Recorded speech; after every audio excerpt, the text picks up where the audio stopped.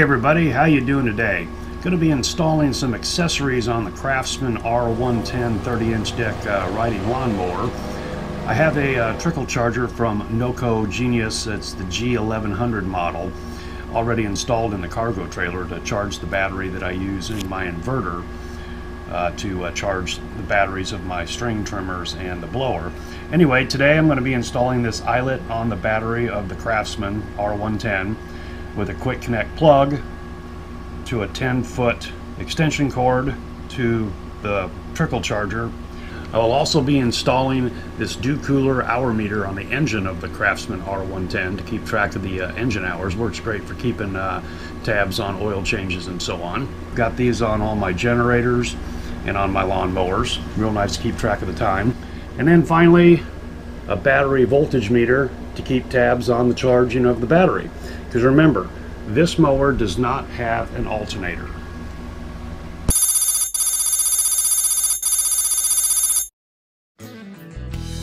Okay, let's get this party started. Here's where I've determined to place the meters.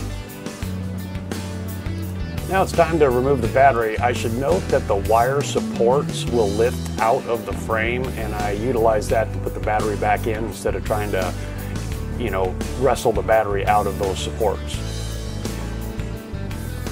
The battery eyelet pigtail does come with a 10 amp inline fuse. Attaching the pigtail to the battery. Here I'm making the wiring for the voltmeter.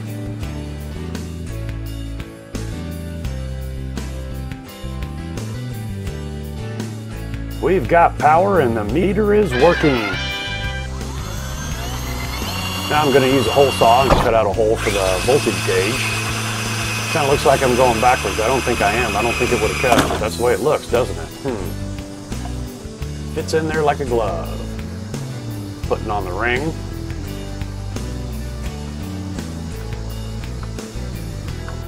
And now installing the battery back in. Getting all the cables lined up. Connections tight. Threading up the wires for the voltage gauge. Just about there.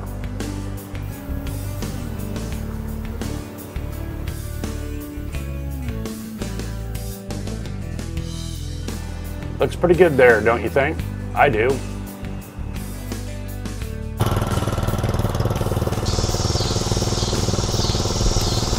Well, as we see, there is some kind of a charging system on this mower.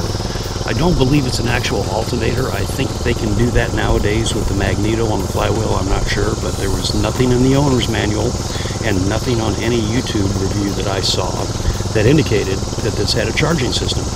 Well, that's pretty cool.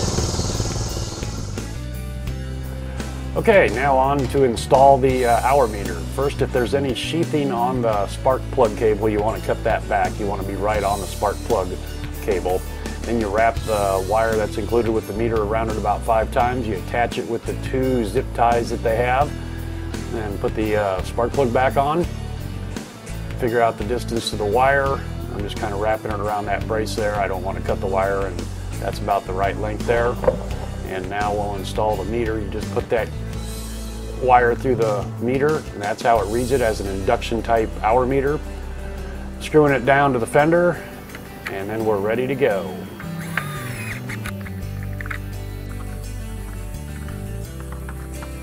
Put my rear deck cover on. Let's see how it works.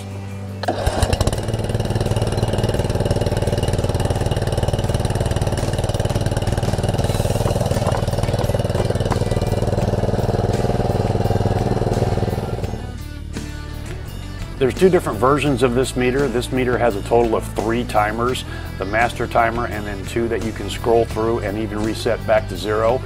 Being able to reset back to 0 is real handy for like oil changes and blade changes. So for the time being, I will not need to use that extension cord on this trickle charger to plug in when I'm at home on shore power to keep the R110 battery maintained, as it does have a charging system. But that's okay. I'll keep that extension cord around, and I'll find a use for it someday. Alright guys, that's it for now. Hope you can take something from this video. We'll see you next time.